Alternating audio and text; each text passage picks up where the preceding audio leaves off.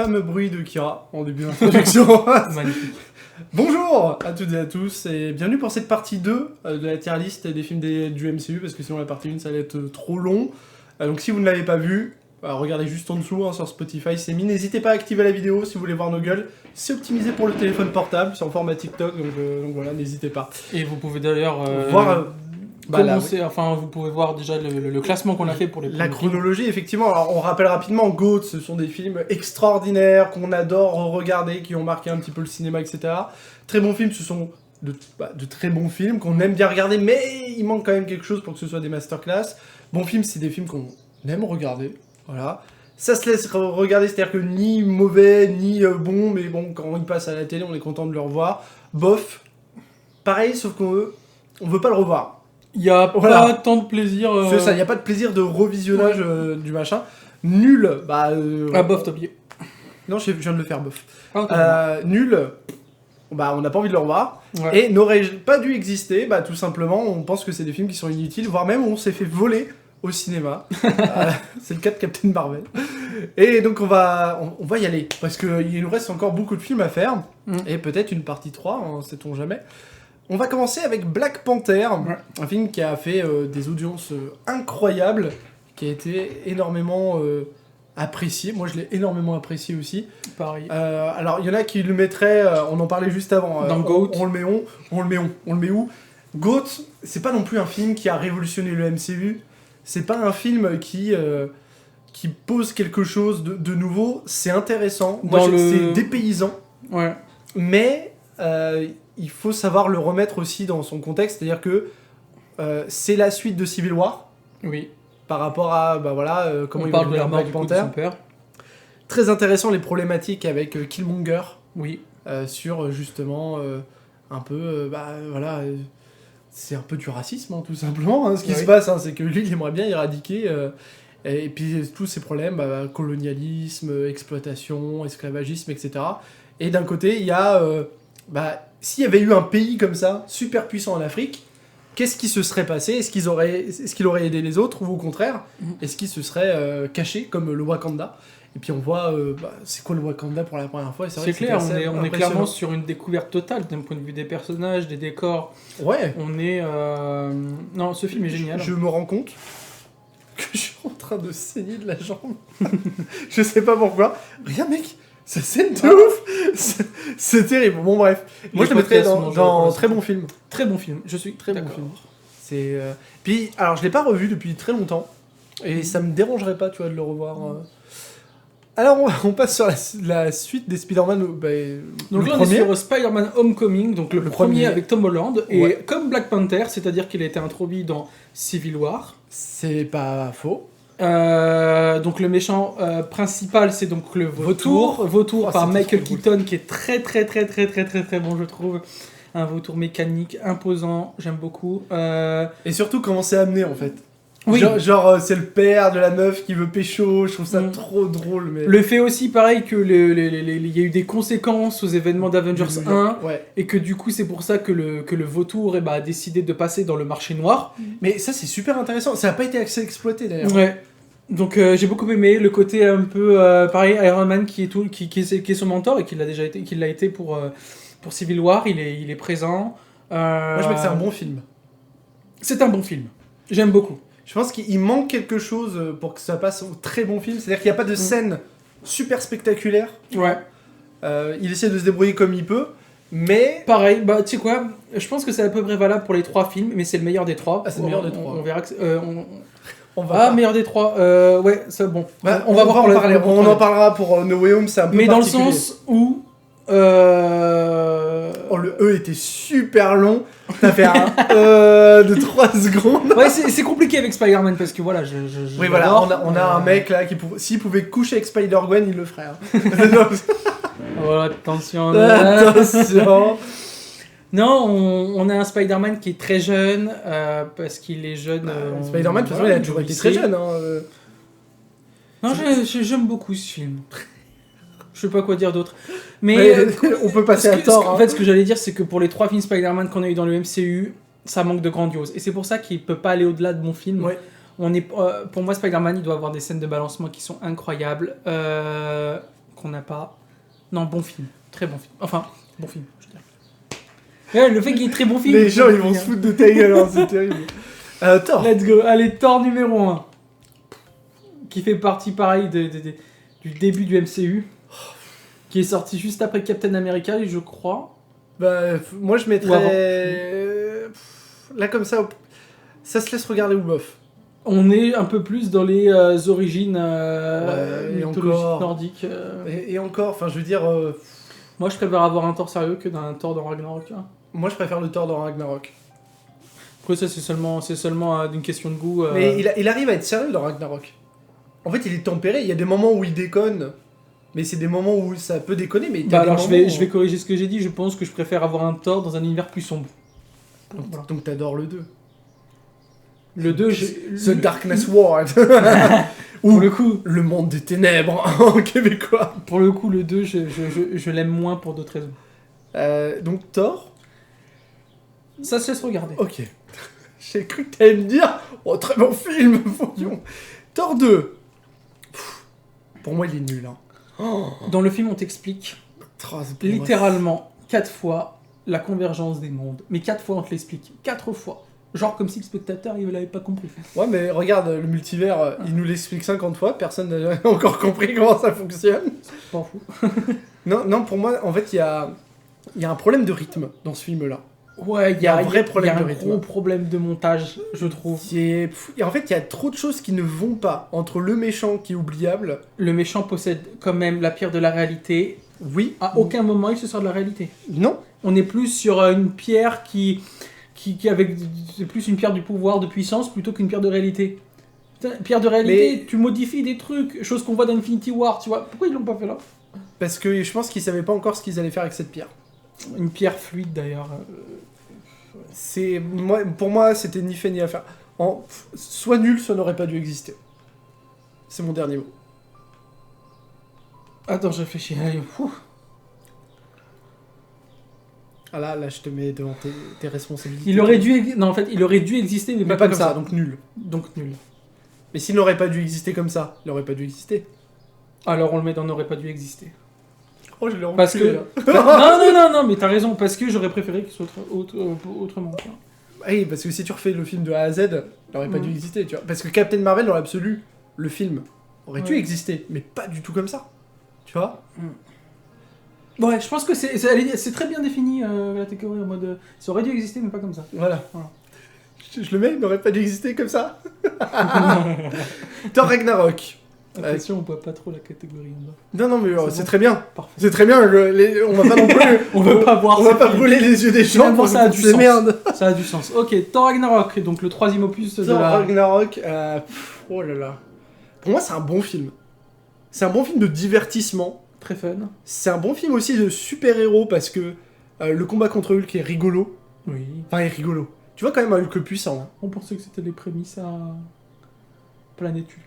Oui, c'est vrai que tout le monde pensait que ça allait être Planète Hulk. Je me suis rendu compte que c'était la plus grosse arnaque du siècle. Attends, c'est qui le grand méchant là-dedans ? Je m'en souviens même plus. Et là ?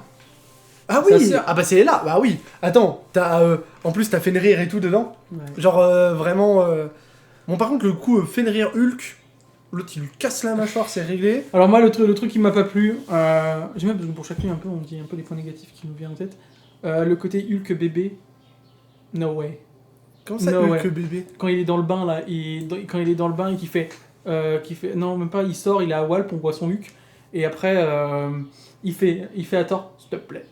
Tu sais, un peu, c'est un bébé.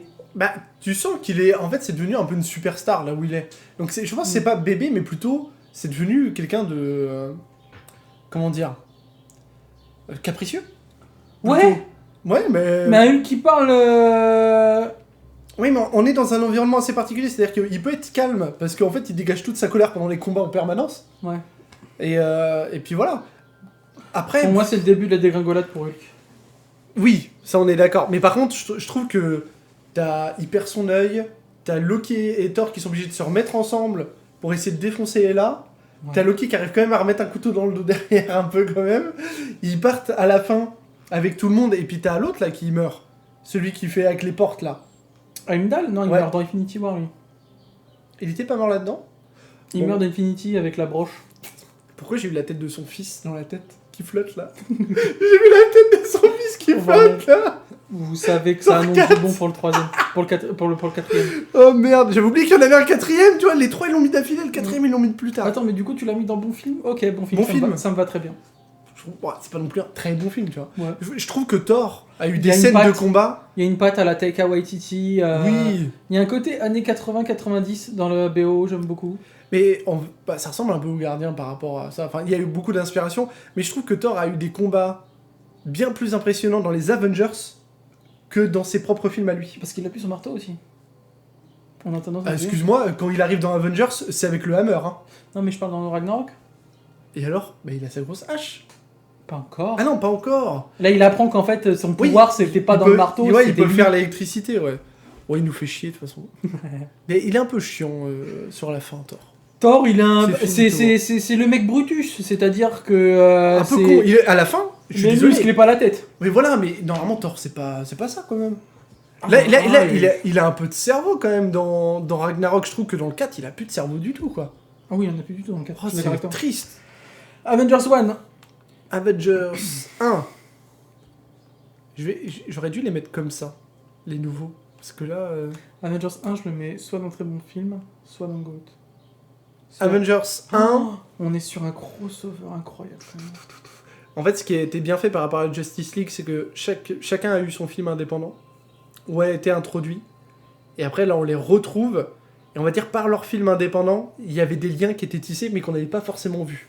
Ouais, tu te dis, on a réussi à combiner des univers qui sont différents. J'aime bien le passage avec Captain America et Thor. Quand ils se battent avec Iron Man, tu sais. Ah, dans la forêt. Ou dans la forêt. Je trouve Moi, ce j'aime passage beaucoup qui est la top. discussion Romanov-Banner. Ouais. Dans la cabane. J'adore Banner qui joue et qui sait qu'il y a des gars derrière autour. En mode, il fait... Je sais plus ce qu'il dit, c'est... Il fait... il avait grillé un moment, il tape sur la table et du coup Romanov à la fin... Et t'as tous les gars. Oui, t'as tout le monde qui... Ouais. J'adore ce dialogue. C'est pareil, t'as Captain America qui dit mais sans votre armure, vous êtes quoi? Je suis un playboy. Philanthrope. C'est aussi, tu sens qu'il va y avoir des confrontations. Ouais, j'aime beaucoup et je pense que pour ça je le mets dans GOAT. C'est la première fois qu'on voit des échanges...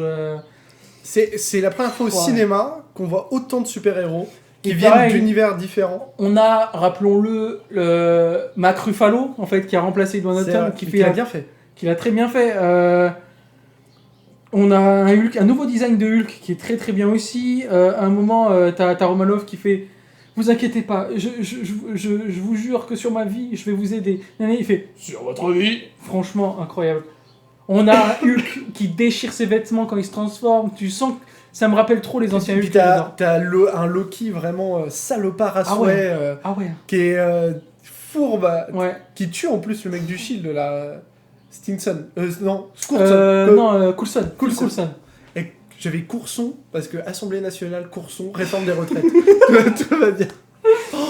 Mais ouais, GOAT, franchement GOAT. On passe à la première série du MCU.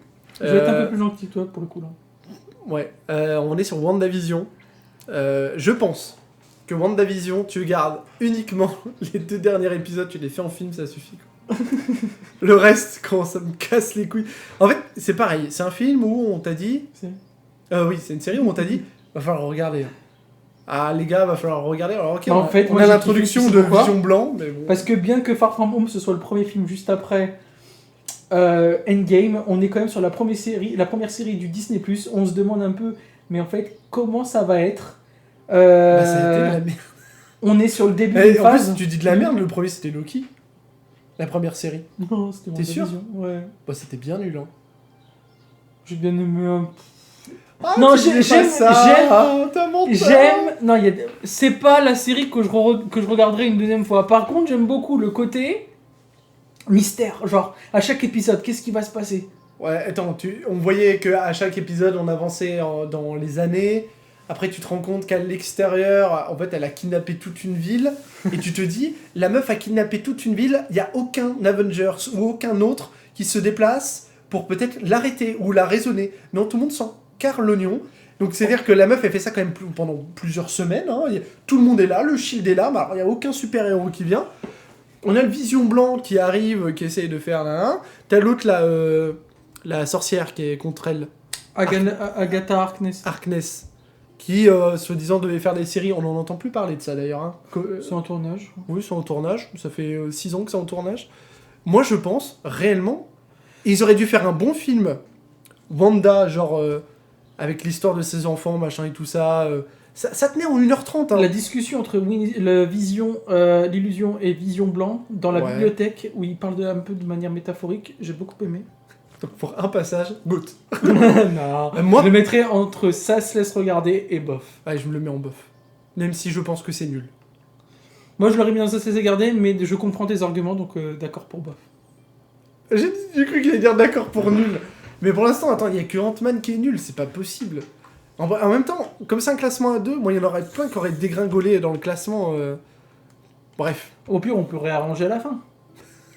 Allez, on change tout ce qu'on a fait, c'est 1h30. Si vraiment, bah après il peut y en avoir que un nul. Hein. Oui. Bon. Deuxième série Disney+, qui est The Falcon et The Winter Soldier, qui est une excellente série. Ah, c'était une excellente Le dialogue série. à la fin, le costume qui est très comics accurate. Oh, j'adore. Et puis même avec celui qui remplace... oui, Iron... non, comment il s'appelle US Agent. US Agent, c'est très très intéressant. Très très bien. Puis lui, il est tourmenté ce personnage-là. Ouais, et puis pareil, on sent que c'est bon, le soldat de l'hiver, il arrive à la fin de son lavage de cerveau, qu'il arrive à se remettre un peu, qu'il a le... Comment on dit un peu...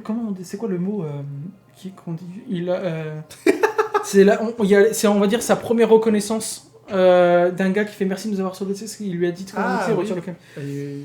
Tu sens, quoi. Oui, tu sens qu'il est dans sa rédemption. La rédemption. Le fait qu'il pleure, moi franchement j'ai surkiffé, je le mets dans très bon film.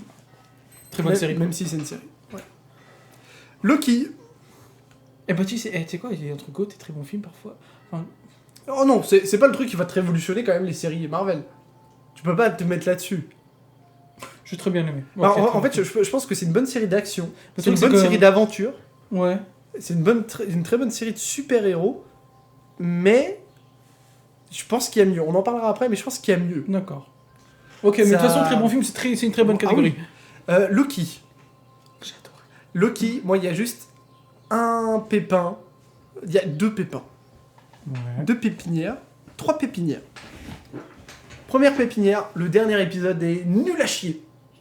Parce que 1h30 de blabla, j'en avais pas besoin. J'ai adoré comprendre le multivers, Mais on le comprenait avant. En fait, on te donnait des clés quand même avant. Est-ce qu'on avait besoin d'un récap ? Oui. Deuxième déception. Parce que c'est très compliqué La preuve, tu comprends toujours rien 5 ans après. C'est terrible. Moi, j'ai un peu moins de Mais tu vas comprendre pourquoi. Deuxième récap. Deuxième cacahuète, là. Ouais. Au début, c'était annoncé comme une série unique. Et je pense que c'était une erreur de vouloir faire deuxième saison, plusieurs saisons. Rester sur le fait que c'est moi qui manipule tout et qu'on retrouve ce mec-là dans Quantum Mania, par exemple, ça aurait été beaucoup plus fort. Et intégrer Loki dans Quantum Mania, ça aurait été fou. Ouais.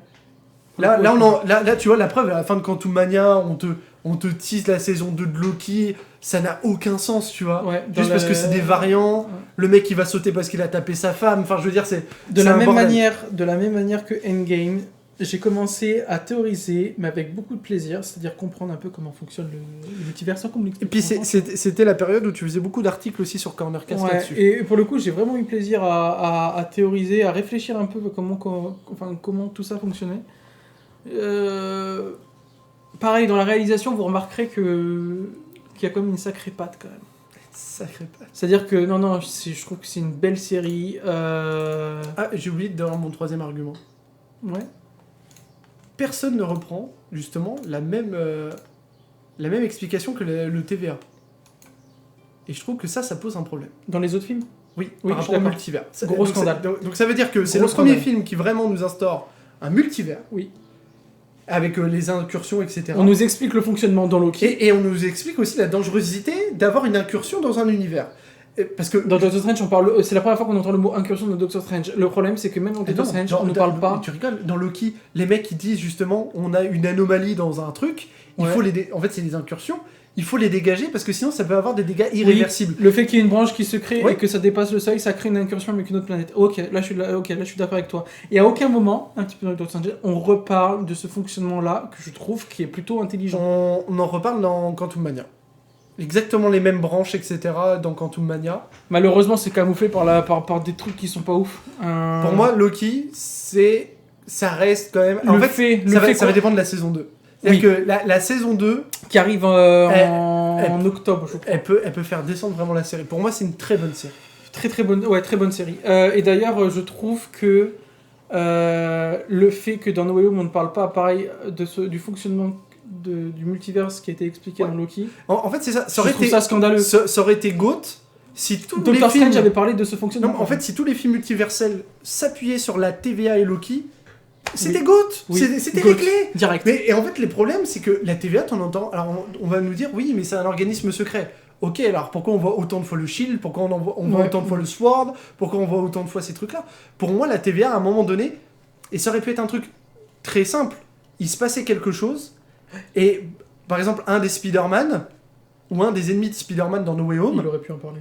Non, mais enlevé par la TVA, pour être remis dans son truc. Très clairement. C'est-à-dire que, admettons, on a 5 méchants, t'en as 4 qui combattent Spider-Man, le 5e, on ne le voit pas. Et en fait, le 5e, tu te rends compte dans une scène post-générique ou un petit clin d'œil que c'est un homme de la TVA en fait, qui le ramène dans son univers. Ouais. Et là, c'était réglé. Et non, il y a parce qu'en fait, le dernier épisode, on voit qu'il n'y a plus ce système de je supprime des branches. Parce que le multivers, il a explosé, tu sais, avec derrière où tu as les branches. Et du coup, il n'y a plus la possibilité de voir un membre du TVA aller chercher un gars pour le remettre dans sa ligne, etc. Sauf que ça, tu parles que dans un univers. Quand Loki va dans l'autre univers, ça n'a pas l'air d'être autant la panique que dans les autres. C'est pas faux, ouais. Donc c'est voilà, parce que la TVA, on parle bien de la TVA de tous les univers. C'est-à-dire que quand t'as une incursion... Pareil, il y en a qui pensent qu'il n'y a qu'un seul TVA dans un multivers. Ah, ça m'a fait peur. De ouf. Je sens qu'il y a des... Il y a de la haine. Là, il y a de la haine quelque part. Je trouve qu'on... Putain, c'est pas... Pourquoi on n'a pas pris ça comme base? Je suis en mode, non, pourquoi on nous a parlé d'un sort qui a foiré dans No Way Home? Pourquoi on nous a pas parlé de ça? Il y a un truc qui est bizarre. Non, il y a un vrai truc qui est bizarre. Qu'est-ce qu'ils font Marvel Studios? Qu'est-ce qu'ils font? Là ils sont bourbons. On passe à Shang-Chi. On en a déjà parlé dans notre podcast sur la... Petite révélation. Sur la phase 4, que vous pouvez aller regarder, hein, notamment avec phase 4 MCU Stop ou encore. Très bon podcast, vous aurez le lien quelque part. Ou si vous êtes sur Spotify, de toute façon, vous allez dans la playlist. Shang-Chi. Pour moi, c'est une très belle révélation. Ouais, c'est super. Je mettrais quand même bon film. On a à la fin... Pour moi, t'as des films qui sont Je peux pas le mettre au même niveau qu'Iron Man 3 ou... Moi aussi, ça se laisse regarder, c'est ça sympa. voudrait dire que tu mets, attends, sachant que t'as apprécié le mandarin dans Shang-Chi, tu le mettrais au même niveau qu'Iron Man 3 où ils ont proposé un mandarin. Non, mais il faut le prendre différemment. C'est que d'accord. Shang-Chi, c'est un personnage que je connaissais pas trop. À la fin, c'était badass avec les amis. Oui, c'était badass avec le dragon. Le seul truc qui m'a gâché le film, c'est leur putain de trailer qui en avait trop montré en fait.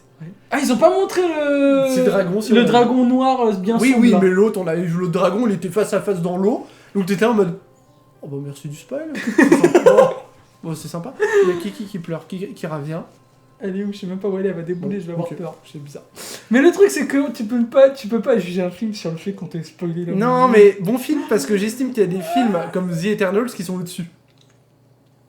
Et je veux pas mettre Eternals en GOAT. Non. Allez, si tu veux, allez. Par contre, Eternals, on le met en bas. Non, on le met au même niveau. Non, mais en fait, ok, très bon film. Le truc, c'est que je pense que j'arriverai à mieux regarder Shang-Chi. Le truc qui est trop drôle, c'est que le passage où tu vois l'abomination se battre contre l'autre, là, c'est expliqué dans She-Hulk, quoi. Putain, ça me fume. Et par contre, il part avec le sorcier suprême à la fin. Oui. Non, Wong. Ah bah, sorcier suprême, oui. Ça, Wong, c'est le sorcier suprême à la fin. Et par contre, on n'a plus du tout de nouvelles de Shang-Chi. On ne sait pas du tout ce qu'il devient. Ça fait beaucoup de films où on voit Wong qui a été omniprésent pendant beaucoup de séries et de films. Et par contre, Shang-Chi, on ne le voit pas. J'espère qu'il y aura un retour éclatant de ce personnage qui est très attachant. Ouais, je trouve beaucoup. Ouais. Et puis ça change. En fait, les chorégraphies... En fait, on va le mettre en très bon film parce que les chorégraphies de combat et tout étaient incroyables. Moi, si on me met Jackie Chan dans le Shang-Chi 2, mais je suis aux anges. Ne sois pas trop cliché, s'il te plaît. Je suis pas cliché, mais Non, mais en termes de films de kung-fu et de... Ah, bien sûr, mais bon... Pour moi, ça serait...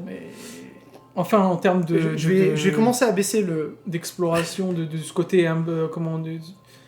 putain, on découvre quelque chose de nouveau dans le MCU quand même, le côté asiatique. Qu'on n'avait pas. Ouais, On et n'avait j'adore. pas. Et ça laisse la porte ouverte à des Iron Fist ou des choses comme ça. En fait, c'est ça qui me. Avec Kunlun et tout, et ça peut être incroyable. Et un autre Iron Fist qu'on a eu, qui malheureusement a été arrêté assez prématurément. On est en fait avec un super film où vraiment. Je sais pas. En fait, je pense que Black Widow. On va pouvoir faire accompagner, je pense, Ant-Man and the Wasp. Moi, je pense qu'on va même la faire accompagner Captain Marvel. Non, bah en fait, mais même nul, j'ai du mal parce que dans le sens où qu'est-ce que t'attendais d'un film et qu'est-ce que tu voulais voir. Voilà, c'est ça la question. Qu'est-ce que tu voulais voir dans un film Black Widow? Pour moi, Black Widow, il y a 3 erreurs. D'accord. La première, je la connais, Civil War. Voilà. En fait, Black Widow aurait dû se placer après Civil War. Oui. Parce que ça n'a aucun sens de la mettre après Endgame. C'est la scène post-générique qui dit... J'y arrive. Voilà. Non, mais c'est terrible. Donc, en gros, on a un problème sur la temporalité de pourquoi ça arrive maintenant. On sait pas. Deuxième chose, ce film Black Widow est uniquement là pour intégrer sa sœur au prochain film. Non, qui était dans Hawkeye, qui voulait se venger dans Hawkeye. Oui, sauf que la série Hawkeye, elle arrive après. Oui. Donc tu dis de la merde. Non, justement, la scène post-générique était là pour introduire... Pas que la scène post-générique. En fait, on t'introduisait le personnage au fur et à mesure, tu vois. C'était pas des vraies sœurs, mais qu'elles étaient nées comme voilà. Et troisième chose, moi, ce que j'aurais voulu voir... Pour faire du lien avec Hawkeye, plutôt. Ouais, ce que j'aurais vraiment voulu voir de Natasha, vraiment, c'est comment elle est rentrée là-dedans, réellement, et surtout, ces histoires avec Hawkeye, comment ils se sont rencontrés, c'est quoi ces histoires Budapest, le fameux Budapest. Putain, t'as un truc énigmatique autour de Budapest, alors que je voulais voir ça. Et le truc, c'est qu'on a défini le n'aurait pas dû exister en mode, c'est bien d'avoir un film comme ça, mais pas comme, tu vois, en mode... Et surtout que la scène post-générique qu'il y a dans Black Widow, qu'est-ce qui t'empêchait de mettre 30 secondes dans Endgame? T'es pas 30 secondes près dans Endgame pour dire... On a un personnage énigmatique que vous connaissez pas, une blonde, qui est sur la tombe de Romanoff. On voit qu'on n'en a pas fait autant pour elle. Elle a les boules. Et terminé. Puis ça laissait un peu de mystère. Et puis dans Hawkeye, on découvre le personnage, on apprend à la connaître, machin et tout. Là, je trouve que ce film pue la merde. Et en plus, il est très mal positionné dans la line. C'est-à-dire qu'après Civil War, ça aurait fait du sens, puisque ça se passe après Civil War. Et je trouve que... Le seul point positif dans ça, je dirais que c'est le costume blanc, les costumes qui sont plutôt cool. Et la scène d'introduction avec Nirvana. Je sais pas si tu te rappelles. J'ai bien aimé, c'est tout. Bon, c'est bien, sur 1h30 de film. Super. Bravo Thomas. En fait, le truc, c'est que je pense que j'arriverais mieux à le regarder qu'Antoine and the Wasp. Oh non. Tu sais, je vais pas le regarder. Si tu veux, Ant-Man, on le remet, elle n'aurait pas dû exister, hein. Parce que la scène de Ant-Man... Bah, le 2... À part la scène post-G, y a rien, hein. Non, mais c'est pas grave. Trop tard, t'as fait trop tard. Ouais. T'as pas voulu m'écouter. What if? Alors, what if? Je vais commencer. On est sur une animation qui est un peu différente de ce qu'on a déjà vu. Ouais, c'est une série animée, ouais. Mais même l'animation est assez spéciale, j'aime beaucoup. Mais ça propose... J'ai l'impression qu'avec l'animation, on se permet un peu plus de trucs. Bah, t'as plus de moyens techniques, entre guillemets, de faire des choses sur du multivers et tout, parce que t'es pas limité par des... Exactement. Des trucs et juste pour ça, je me dis, mais c'est intelligent d'avoir fait ça. D'avoir fait en mode « et si », tu vois. En fait, c'est ça, le titre, c'est « et si ». Alors, le seul truc, le seul petit bémol... J'ai pas re-regardé, mais je prendrais plaisir à re-regarder, pour le coup. Le seul petit bémol... alors après, c'est moi, hein. Je trouve que c'est une très bonne série, j'ai tout regardé, même s'il y a 2-3 épisodes qui ne m'ont pas... Genre, les trucs Marvel Zombies, je suis pas fan, tu vois. C'était beau, mais c'est pas... Pour avoir lu... ah ouais, tu vois, le truc... Alors, il faut savoir, dans les comics, la planète Marvel Zombie, c'est à cause de Mr. Fantastic. Il a fait une connerie. Et j'imagine si les cas fantastiques étaient introduits, je me dis... Mais what? Ce qui aurait pu être intéressant, c'est de proposer plein d'histoires et faire voter les gens. Un truc un peu interactif. Un truc un peu interactif du style... ça aurait été quoi, je sais pas, si Captain America aurait été français, tu vois. Mais des trucs vraiment loufoques. Ouais. Tu vois. Parce qu'il y a eu des trucs loufoques. Moi, j'ai bien aimé le Star-Lord fait par Black Et moi, j'ai bien aimé un Hank Pym complètement déchaîné parce qu'il a perdu... tu sais, c'est lui qui était dans le costume jaune. Hank Pym. En fait, les Avengers, ils mouraient tous un par un. Et tu te demandais, mais c'est qui fait ça? Et en fait, tu t'es rendu compte que c'était Hank Pym. Qui se vengeait. Qui se vengeait parce qu'il avait perdu sa fille ou je sais pas quoi. Oh, ouais. Oui, je crois qu'il y avait un truc comme ça. Mais c'était intéressant. Je le mettrais dans bon... Pour le coup, le fait, l'originalité du programme, l'animation, moi je le mettrais dans le bon film, ouais. Ouais, bon. Parce que, bon, il y a des épisodes forcément. Par contre, c'était intéressant à la fin, il y avait une sorte de linéarité avec le personnage qui te présente. Et avec Ultron qui commence à passer tous les trucs et tout. C'était incroyable. Et là, on avait un vrai Ultron. Hein. On voyait aussi comment on appelle, le gardien. Ouais, c'est lui, ouais, le gardien. C'est... Ouais.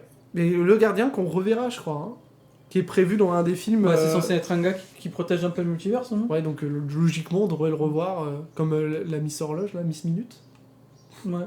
Miss Minute, elle me fume. Non, mais c'est une méchante, elle. Hein. Oui, le screamer qu'elle a fait dans Loki, hein, c'est particulier. Alors, on est sur encore une série, on est sur Hawkeye. Très bonne série de Noël. Très bonne série de Noël. Est-ce que je la re-regarderai ?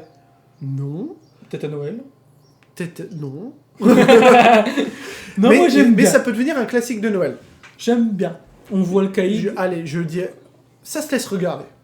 Ça se laisse regarder, ouais, exactement. Ça permet d'introduire en fait la nouvelle archère. Ouais.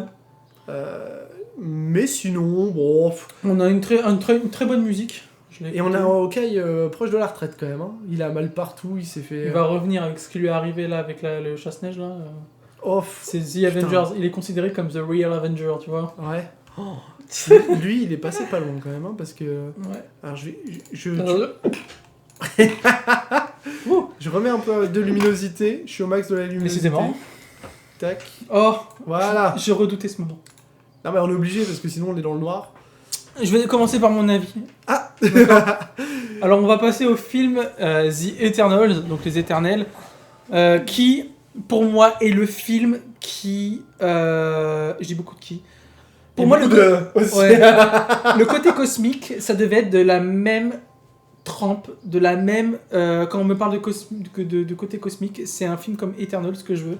Dans la part artistique, dans ce qu'il propose, dans les enjeux, parce que les enjeux de The Eternals, c'est incroyable, je trouve. Je sais que tu penses à un point. J'ai 2 points. Notamment. J'ai 2 points. Je peux regarder ce film en boucle 3 fois, ça me dérangerait pas. Je trouve que les personnages sont badass. Ils sont bien écrits. Ils sont très bien écrits. Chaque personnage est bien écrit. Alors, moi, je dirais que, alors, pour aller dans ton sens, c'est le premier film où je sens que l'intégration de minorités n'est pas forcée. Oui. Non, mais en fait, c'est lisse. C'est-à-dire que... Parce qu'on parle beaucoup d'évolution. D'ailleurs, on voit Charles Darwin qu'au début du film. On parle beaucoup d'évolution. Et je trouve que ça se fait d'une manière très naturelle. Ouais, c'est très, très naturel. Et le film prend son temps, mais d'une bonne manière. Oui. C'est-à-dire que c'est pas du temps inutile où il se passe rien. Et on est dans la réflexion, mais... Par contre, et c'est pour ça que tu ne le mettras pas en GOAT. Les impacts d'un Céleste qui émerge et qu'on n'en parle pas dans les autres films. On en parle vite fait. Voilà. Mais je pense qu'on en parlera dans les prochains films qui vont arriver, c'est pour ça. Aucun impact.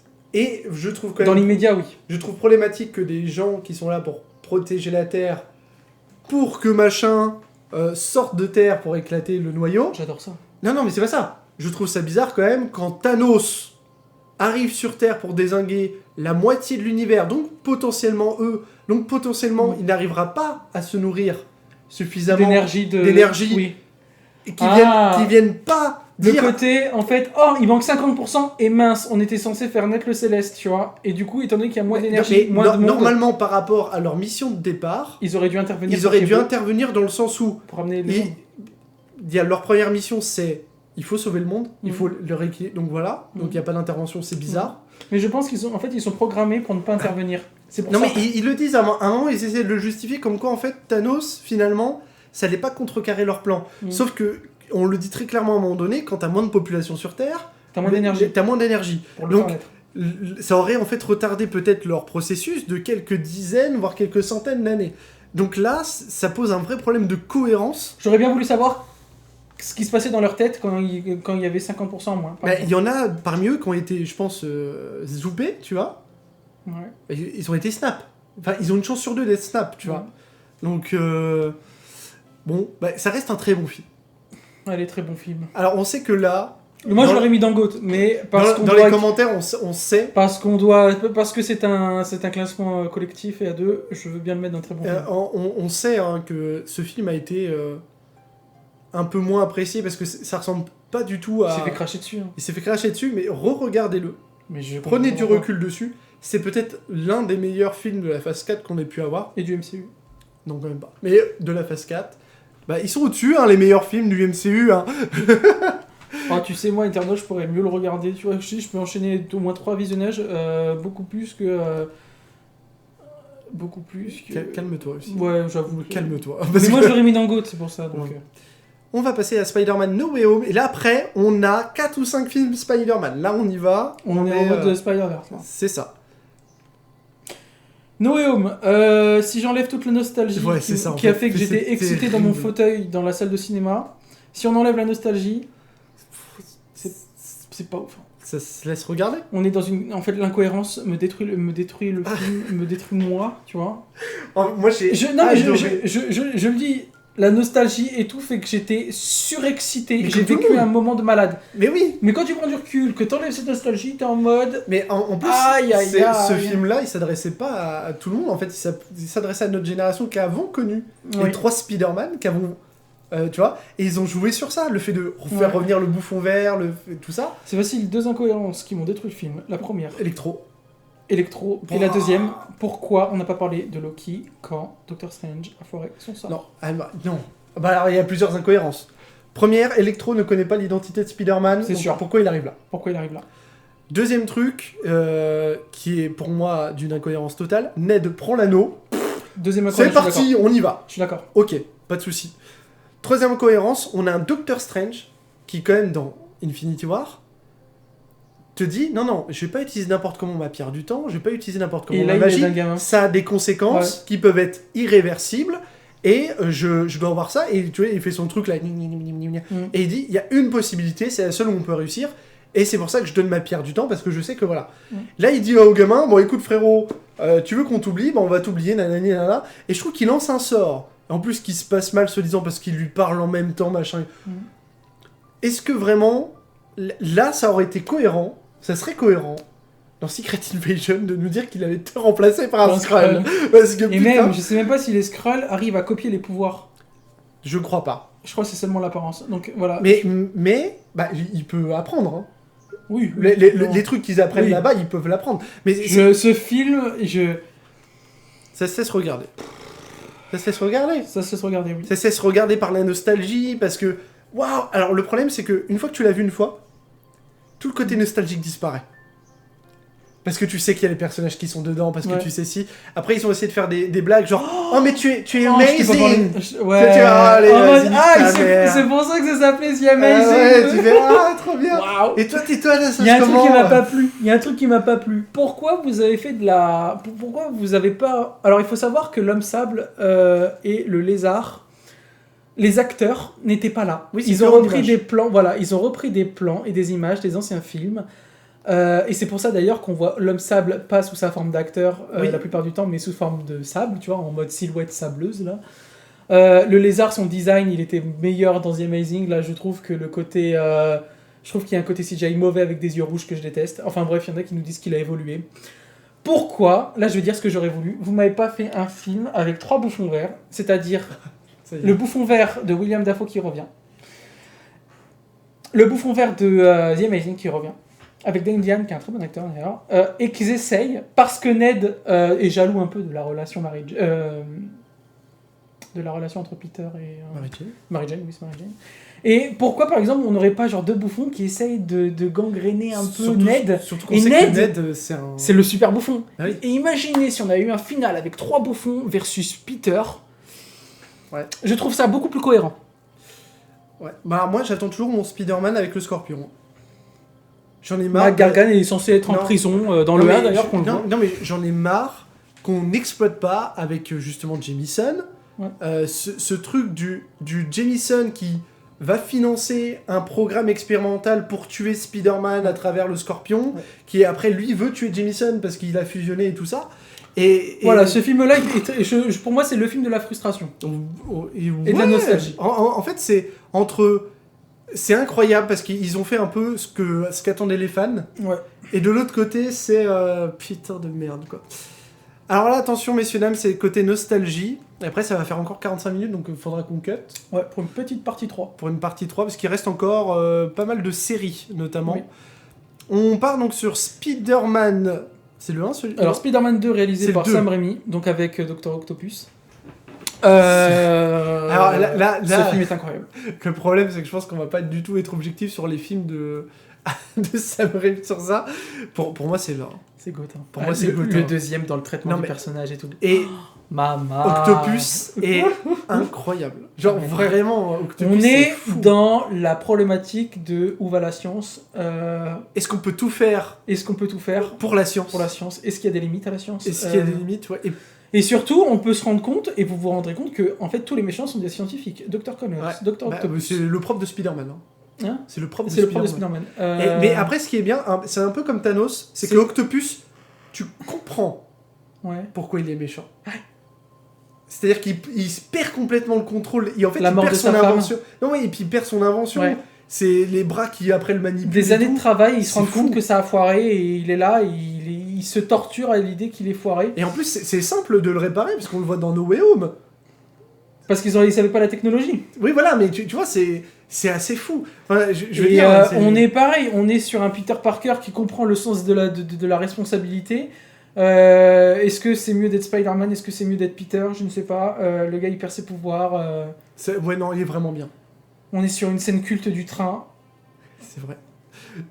Mais Il y en a ce film dans est tous les incroyable. films, Ce film est Spider-Man. incroyable. Spider-Man 3. Alors, Spider-Man 3, je crois qu'on n'est pas d'accord dessus. Sorti en 2007. En fait, moi, j'aime bien le côté... Il y a Venom dedans. J'ai failli pleurer. Je pleure rarement pour les films, d'accord. Quel menteur. Non, à un moment, je sais que Quand pour quel Bowser, film. il a chanté Peach, Peach. il a pleuré. Mais quand Harry est mort à la fin, ah bordel, j'étais pas bien. Moi, ce que j'ai aimé, c'est peut-être la première fois où on avait autant de méchants en même temps. Ouais. C'est L'homme même- sable, très très bon méchant. T'as l'homme sable, t'as Venom et t'as le bouffon. Ouais. Mais après, le bouffon, c'est un peu particulier. Bon, voilà. Alors Le Venom, seul truc qui Venom, nique, Venom ne devait pas être dans le film à la base. c'est là-dedans, c'est le côté un peu rebelle. Genre, ça, c'est devenu des mèmes sur Internet. Bon, voilà. Mais Mais- il faut se dire que c'est le symbiote qui fait ça et que ça ne lui Ouais. choque pas. Mais après, tu vois, toute la scène dans... où, tu vois, il a le symbiote, il est en haut, il y a la cloche qui Oh, sonne. et la ça scène, tombe. la scène où tu C'est vois le incroyable. clocher de l'église Ouais. qui tourne là et tu le vois qu'il est comme ça là sur son Ouais. rocher avec le coude comme ça en mode Ouais, je réfléchis à la vie, quoi. ouais. Non, allez, je le mets quand même en bon film. Je Parce qu'il- le- ouais. Parce qu'il a quand même des défauts, ce film. Beaucoup de monde, mais je pense qu'il y en a qui vont nous insulter parce qu'ils trouvent que Spider-Man 2 est beaucoup mieux que Spider-Man 3. Bah, on l'a mis, il est beaucoup Ah, mieux, bah, il est là. Enfin, je je veux pensais dire, que t'allais le D'accord. pour moi, c'est un bon film. D'accord avec toi. Et puis, je le regarde avec plaisir. Ouais. Mais, c'est pas non plus... Je veux dire, le combat de fin, il est pas non plus exceptionnel, tu vois. Il y a juste le moment où il plante ses petits trucs et il fait... Ding, ding, ding, ding, ding, ding, et t'as Venom qui est là. Ah, tu joues la Macarena. Oh non, c'est mon point faible. Non, je Bon, voilà. Mais sinon, c'est bien. On dirait, tu sais, aux élèves, c'est bien. Faut continuer. Bravo. On continue, on fait juste les 3 derniers Spider-Man et après on fera une stop. petite pause. Alors, The Amazing Spider-Man. Non, on va faire le Spider-Man 1. Pour qu'on Ok. soit dans le. Voilà. qu'on soit Donc, toujours dans le Sam voilà. Raimi, Donc Spider-Man 1. qui est le premier film de super-héros avec la bannière Marvel, tu sais. C'est vrai. C'est le premier avec la Il y bannière a- Marvel. Blade n'était pas avant. Non, il n'y était pas. Ah non, il n'était pas avant. Non. Ok. C'est pour moi ce qui a enclenché la grosse machinerie du genre super-héroïque au cinéma. C'est pas faux. Ce film-là est... Et puis ce film-là capitalise quand même, il faut le dire, pour ceux qui sont un peu de notre génération, de l'année 80-90, Ouais. capitalise quand même sur la très bonne série animée qui était sur TF1 à l'époque de Spider-Man. Donc, La série animée de 94, et oui. donc ils capitalisent sur ça, ils sortent ce film-là, tu vois, où tout le monde en fait, et moi y compris en étant jeune, connaissait le bouffon vert, Ouais. grâce à cette série-là. Alors il faut savoir donc, que... Ah, mais moi il faut savoir que ce film-là, ça m'a fait dessiner des araignées quand j'étais en maternelle. Là, sur la séquence où il dessine son costume. Eh, j'avais pas vu, mais j'ai mon suite. Spider-Man. Oh putain, j'avais pas. Et ce film-là, il m'a fait aimer les super-héros. Moi, je le mets en très bon film. Et bah moi, l'entre-deux, là, tu vois, là... Pour moi, c'est parfait. C'est que pour moi, le parfait. 3 est moins bon que les deux premiers, mais le 2, on est au summum de ce qu'ils ont pu faire sur cette trilogie-là. Je suis d'accord. On est bon, là. On est très bon. Oh, putain, pour une fois... Ouais, c'est parce qu'en fait, c'est des films qui sont évidents. En fait, c'est ça, c'est dans la qualité des méchants, dans l'histoire et tout. Puis, on n'a pas d'incohérence. Mais bon, il n'y avait pas de monde, il n'y avait pas encore cet univers. Mais voilà, c'est des très bons films. D'ailleurs, si vous voulez entendre notre critique sur le multivers, allez voir sur Ant-Man Quantumania. Vous allez voir. Aïe, aïe, aïe. Alors, on va commencer par The Amazing Spider-Man 1. Donc avec Andrew Garfield qui campe le rôle, réalisé par Mark Webb, qui est un très bon réalisateur de tout ce qui est un peu film romantique, il faut savoir. Moi, je trouve que... comment il s'appelle ? Andrew Garfield est un excellent Spider-Man. Oui. Et puis c'est un très mauvais Peter Parker. Peter Parker, d'où il fait preuve d'insolence. non, mais c'est un très mauvais Peter Parker. Et à l'inverse, comment il s'appelle Tobey Maguire. Tobey Maguire est un excellent Peter Parker. Ouais, timide. Et un Spider-Man un petit peu moins bon parce qu'il est un peu moins dans la déconnade. En fait, ce que j'ai adoré... Il était dans la déconnade dans le 1, mais après il est plus trop dans la déconnade. Ouais, et puis ce que j'ai bien aimé dans The Amazing, c'est que il a envie de déconner. Tu vois, c'est un gamin qui a envie de déconner quand même, qui est un peu foufou. Dès qu'il met le masque, c'est fini. Il prend des photos, tu sens... En plus, là, tu le vois mettre en place les appareils, les machins et tout. Et il fait des petits commentaires quand il se bat et tout ça. Et tu commençais vraiment à arriver au truc. Et au fur et à mesure du film, et même des films, t'as ce penchant de « j'ai toujours envie de déconner pour garder le sourire, mais je fais un truc super dangereux qui peut mettre en danger les autres. Et cette ambivalence-là, quand il est en Spider-Man, je trouve bien. Par contre, quand il est en Peter Parker... Il est trop... non, mais ça pourrait être le quarterback du lycée, quoi. Ouais. C'est pas le quarterback du lycée, c'est le mec qui se fait bolos par tout le monde, quoi. C'est clair. Bon, ça reste quand même, pour moi, The Amazing Spider-Man. Le costume est très, très... Avec très classe. En plus, j'étais agréablement surpris de voir le lézard, qui, dans ceux qui ont fait Spider-Man 1, en fait, la ville est infestée de symbiotes, dans le Spider-Man 1. En fait, t'as un fog, t'as un brouillard, et tous ceux qui le jeu vidéo. Ouais, et tous ceux qui tombent dedans se transforment en symbiote. Ouais. Donc genre c'est le bordel. Il y en a un qui est en sous-sol et il se passe rien, c'est le lézard. Et tu vas le voir, il a ces hommes lézards et tout qui essaient de te bouffer et tout. Ouais. Bon bref. Et donc ça m'a fait du bien de le revoir. D'ailleurs je disais que le réalisateur il avait l'habitude de réaliser il était très fort pour exploiter la romance, etc. Et je trouve que la romance entre Peter Parker pour le coup et Gwen Stacy, c'est très très fort. C'est très très fort. Pour moi, alors les gens vont nous insulter, mais pour moi c'est au même niveau que le premier. Vous ne pourrez pas dire que la scène de la grue vous a pas donné de frissons. Elle m'a donné des frissons, la scène de la grue. Non mais puis même, je veux dire, quand il découvre que son père travaillait avec, et que machin, et que truc, et c'est bien fait, et ça garde... Non, et là du coup, après on va classer le numéro 2 de The Amazing Spider-Man 2, et je vous dirai pourquoi il est moins bon. Les deux premières trilogies surpassent la nouvelle qu'on a là. On n'aura pas le temps. On n'aura pas le temps. Bon, alors je vais le dire maintenant. En 2-2. Ça changerait autant. En 2-2. Écoute. J'ai trop envie de dire, après je l'oublie. Vas-y, fais-le. Je t'écoute. Les scènes de grandiose. Ne tape pas sur le bureau. Non, ça ne sert à rien. T'as rien fait. les scènes de balancement, les scènes Pour moi, on a du grandiose, on a de la symbolique. Oui. C'est quelque chose qu'on a dans ces deux sagas, tu vois, et qu'on n'a pas dans celle de Tom Holland. Et c'est pour ça que c'est incroyable et que je les mettrais clairement de très bons films. Ça va, voilà. Ça peut durer très longtemps. Donc, The Amazing Spider-Man 2, pour ma part, je le trouve moins bon que le 1. Je trouve que le personnage d'Electro est charmant, est très bien fait avec les anguilles électriques. Le bouffon vert me fait un peu chier. Le rhino à la fin... m'a fait sortir de mon siège. Un rhino blindé. Alors il faut savoir que le rhino à la base c'est un homme rhino c'est un homme rhino. En fait, on est sur toutes ces expériences de scientifiques qui veulent mélanger l'ADN d'animaux à des gens. Et donc après le scorpion et tout ça se passe en fait. C'est pour ça que le scorpion est intéressant parce que c'est le premier où on va mixer en fait un animal, un costume et un homme, et après va s'en tenir plein d'autres personnages, notamment le rhino, qui va être juste après. Et là, ils ont fait un rhino dans un Transformers, bah c'est non, déjà, et je priais pour pas qu'il y ait de 3 en me disant, mais c'est pas possible. Par contre, le seul truc qui est très bien dans ce Spider-Man 2, c'est que Gwen meurt et la remise en question et tout ça, même si à la fin t'apprends qu'il va se taper Mary Jane, une nouvelle qui vient d'arriver, tu fais bon, ok. Je crois qu'il y a une scène coupée où c'était du coup le Spider-Man qui retenait plus du tout ses coups et qui frappait, mais à un point où en fait il était en train de le frapper à mort, hein, le bouffon vert. Et dans No Way Home, il dit s'il te plaît, n'aie pas cette envie de tuer le bouffon parce que moi, à un moment, j'ai pas retenu mes coups. Et il était désemparé et tout. Et je pense qu'il faisait référence du coup à cette scène coupée. Parce que on sait que Spider-Man, justement, quand il perd Gwen Stacy, Ouais, il est pas bien. et il me semble que c'est quasiment au même moment où il commence à choper le symbiote en plus. Hein. Imaginez. Il y a un truc qui se passe. En fait, il y a tout un pan de Spider-Man où il est vraiment Ouais. limite anti-héros en fait. Ouais. Et bon voilà. Spider-Man 2, pour moi, c'est un bon film. Mais il est pas au-dessus du 1. Il est pas au-dessus des films qui sont au-dessus. Il se laisse regarder. Je pense que j'aurais plus de facilité à regarder The Amazing Spider-Man 1 que The Amazing Spider-Man 2. Donc un bon film, il me convient très Ouais, bien. ok. Bon bah voilà, c'était la deuxième partie de cette tier list. On va aller reboire un coup parce qu'actuellement il fait 43 degrés dans la chambre. Il y a la lumière qui nous éclate la gueule.